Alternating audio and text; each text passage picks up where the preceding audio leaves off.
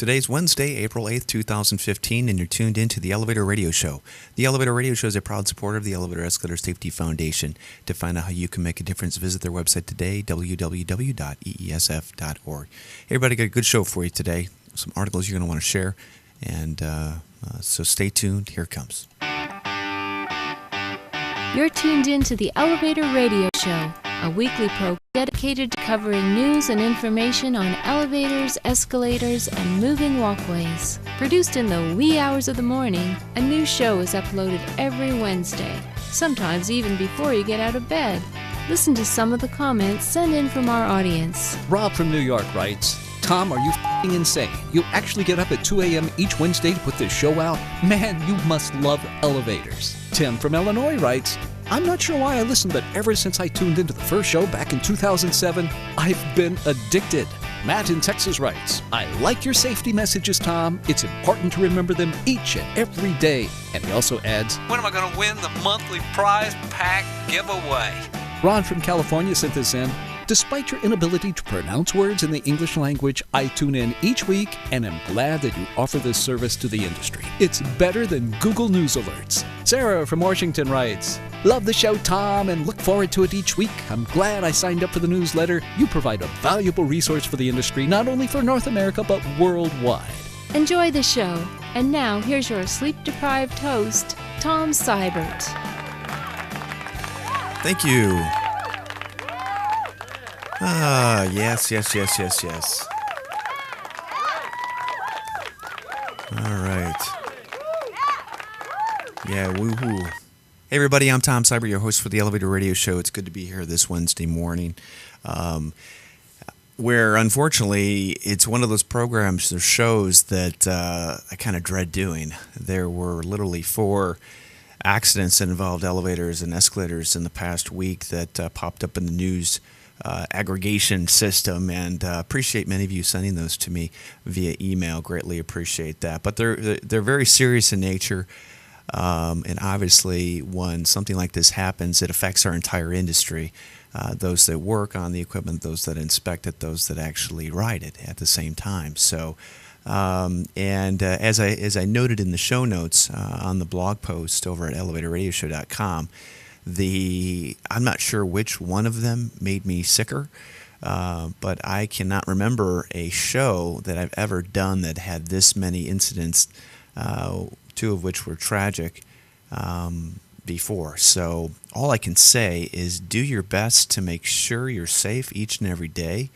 As many of you know, the equipment that we work around, whether it's machinery, whether it's elevators, escalators, whatever, we somewhat build up a comfort level around it to where we just don't think the way that we're supposed to. We're all guilty of that. There was an insurance study that proved that most accidents that you'll have in your car will happen within 5 miles of your home, basically, because you're in a familiar area, and it just becomes kind of like second nature. So, make sure you're having your toolbox safety meetings. Make sure you're taking time to make sure safety is a priority, because both of these incidents could have been prevented seriously. And when we're talking about mechanics falling down elevator shafts or getting hit with counterweights or whatever, that's just not good. So I'll cover those later in the program. So it's really kind of sad, and we'll get into that in a little bit. Hey, last week I was lucky enough to attend the NEI meeting that was held in Chicago. Lots of fun. I'm always impressed by that meeting, and Ed Donahue, who does an excellent job at coordinating and running it, and really enjoyed myself immensely. Just wish I could have stayed a little bit longer, but I understand that the board had to get together, meet, and do all that good stuff. So, but a lot of fun. It's always eye-opening to see just what that organization is all about, and very impressed by the committee work that was done on a variety of levels, and so enjoyed that. Last week we also had the Chicago Elevator Association meeting, thanks to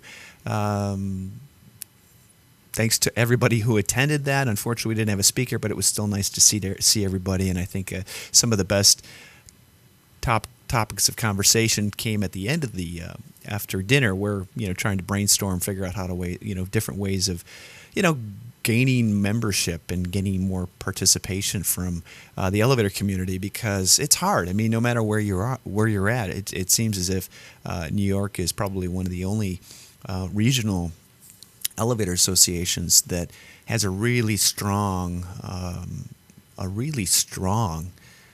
following and participation level, which I think is awesome. Really, that's the way it should be throughout the country. But it's regional elevator associations are struggling no matter where you're at. So make sure you're supporting them if you want to see the difference that you can make in sharing information and networking. It's a good opportunity to do that.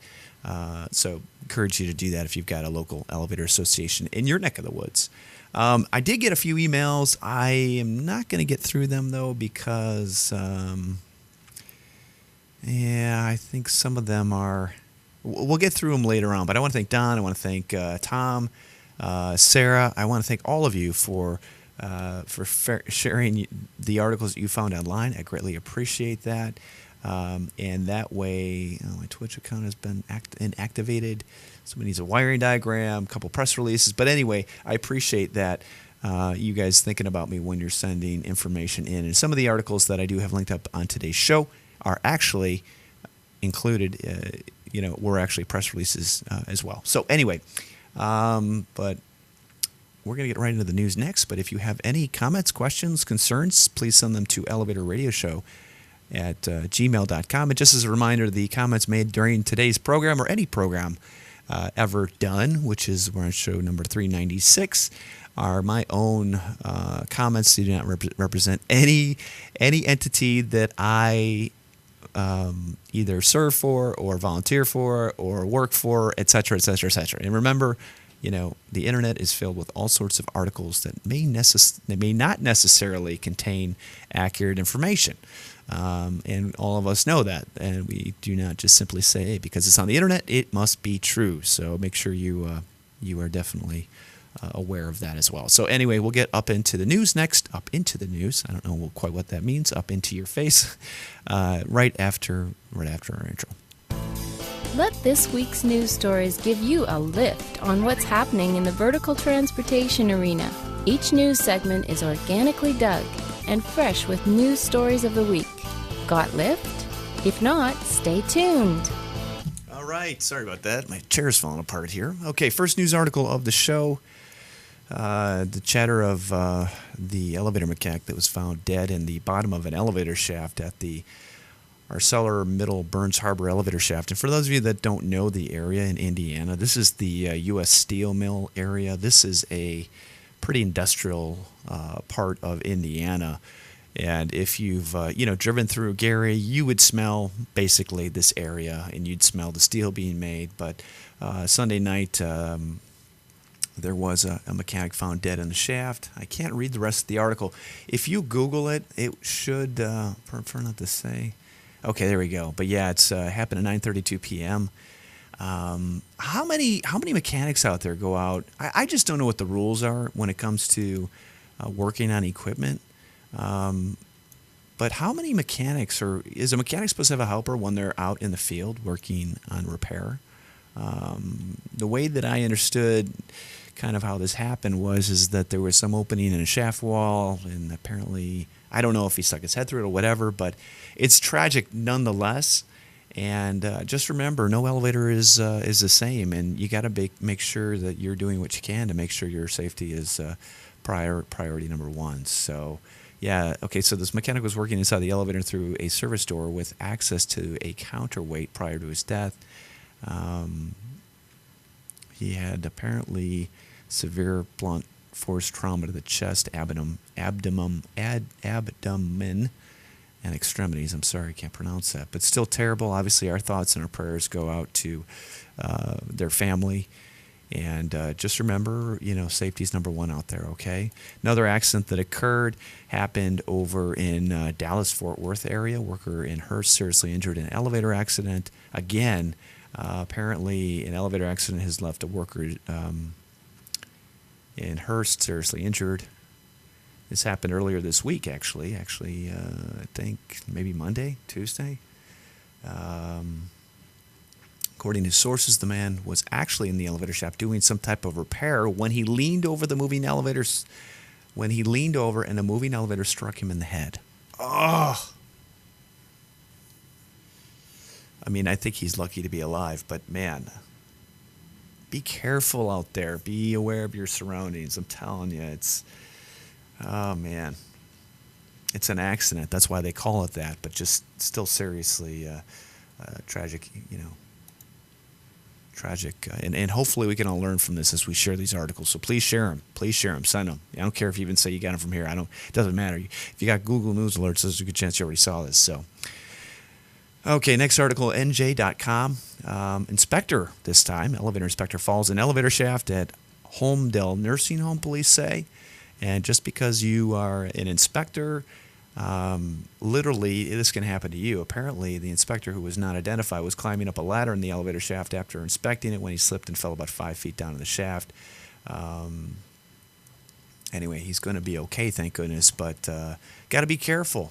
Got to be careful. It sounds like it was a pit ladder he was using, or perhaps but still, any fall can definitely render yourself quite bad off. Could cripple you. Could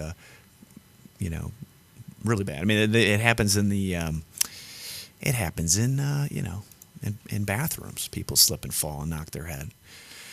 Okay, and this last article, not of the program, but just that's pretty darn bad, is coming from the dailymail.co.uk in the UK.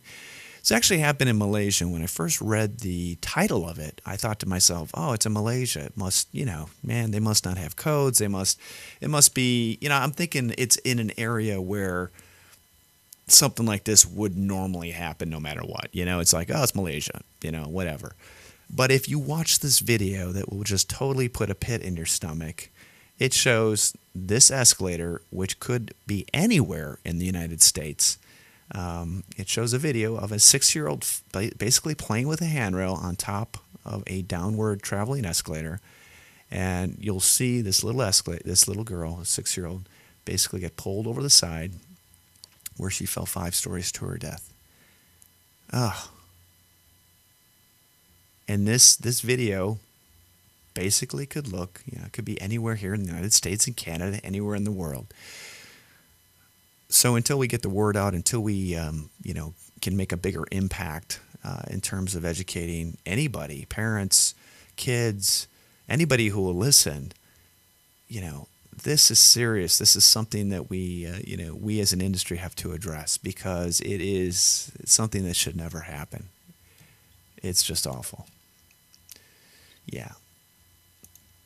And this is why we support the Elevator Escalator Safety Foundation and in promoting elevator safety, because without it, we're just literally,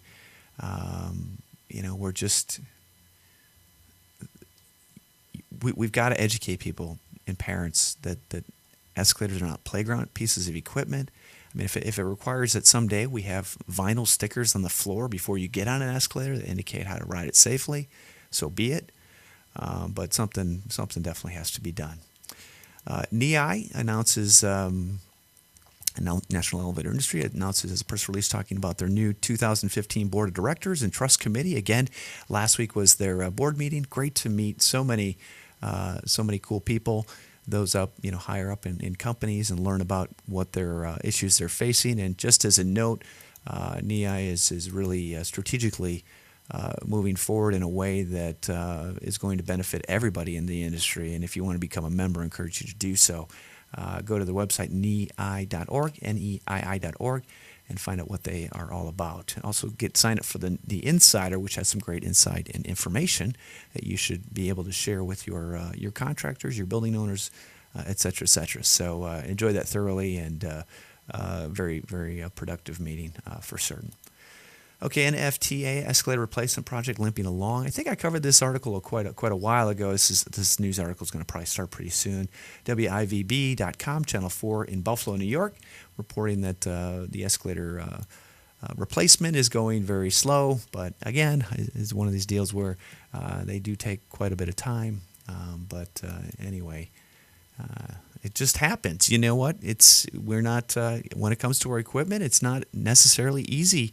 You know, we don't have Amazon capabilities in many cases. This is big equipment that needs to be fabricated, installed, et cetera, et cetera. So anyway, you got to be patient, a little bit patient here. So next news article, firefighters free girl who was 3 years old after coke gets stuck in escalator. Read this article. It's coming from cbc.canews.com. Excuse me. This is in Canada. Toronto firefighters were able to free a 3-year-old girl after her coat became stuck in an escalator at St. Clair West subway station on Monday afternoon. Child was apparently sitting on a descending escalator when both her sleeves got caught on the step. Ugh.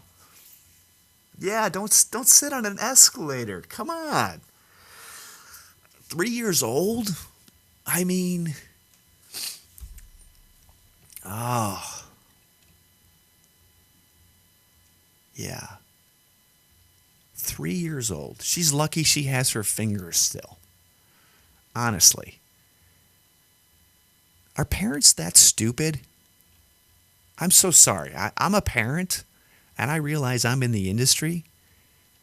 But are parents that stupid that they would think, you know, if you've never ridden an escalator before, you'd think that, oh, there's comb teeth at the bottom with, pointy little prongs on them to make sure nothing gets pulled into an escalator. I'll just let my child, who's 3 years old, sit on the escalator stair and, ride it down. I'm like, what? I mean, and they go up and down. What? I'm telling you,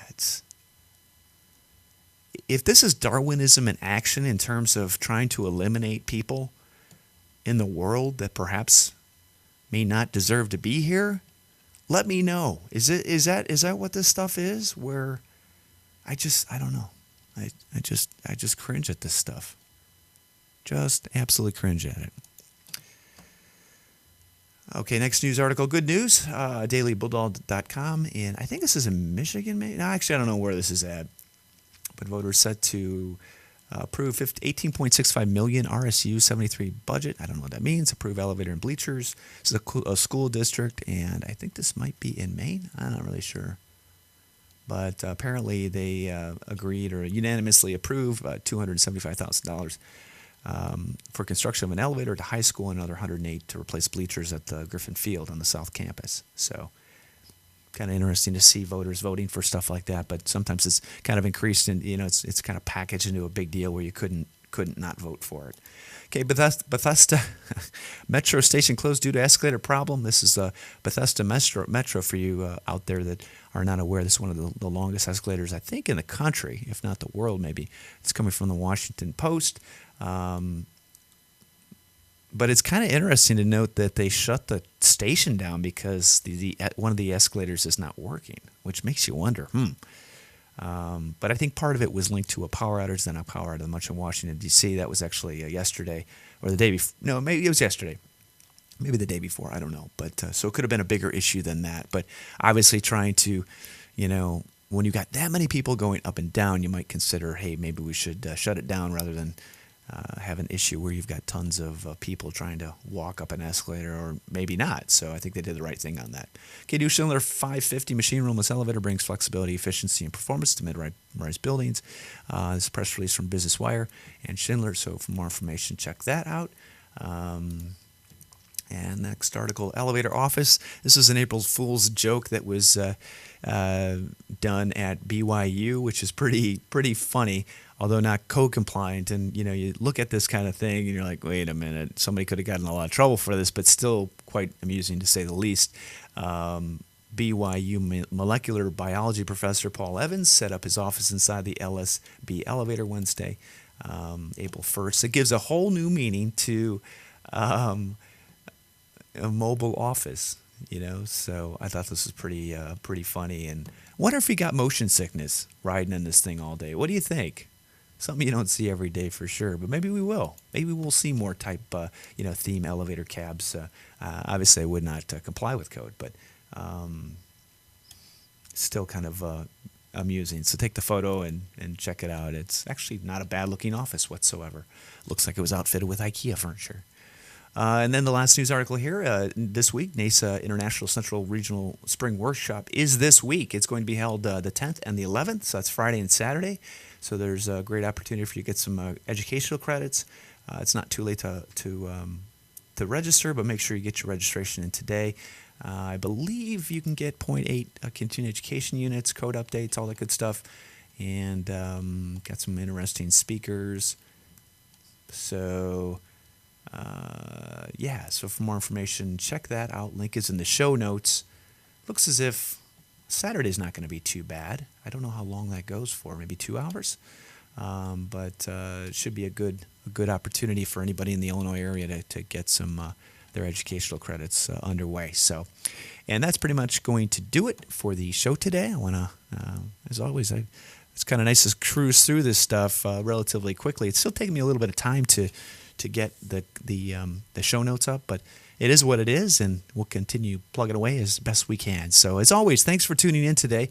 Remember, safety is number one when it comes to your work each and every day. Share that message with those you work with, and you can never talk about it enough. I really am a firm believer of that. So share these articles that we talked about on the program today.